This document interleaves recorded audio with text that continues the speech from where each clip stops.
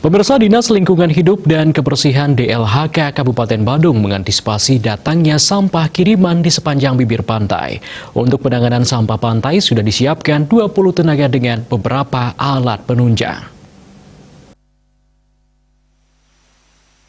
Menurutnya, untuk penanganan sampah pantai telah disiapkan 20 tenaga URC dengan 3 unit alat berat. Pihak DLHK juga menyiapkan 1 unit beach cleaner dan dibantu 600 orang tenaga penyapu. DLHK Badung memiliki tenaga sebanyak 600 orang, 41 truk, 2 eskavator, 4 holder, dan 1 beach cleaner. Kalau memang volume bertambah, pihaknya akan menurunkan semuanya.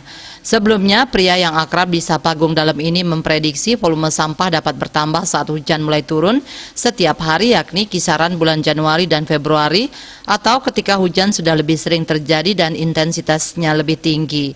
Banjir di hulu sungai akan menghanyutkan bahan-bahan yang lebih besar seperti kayu atau sampah plastik ke pantai.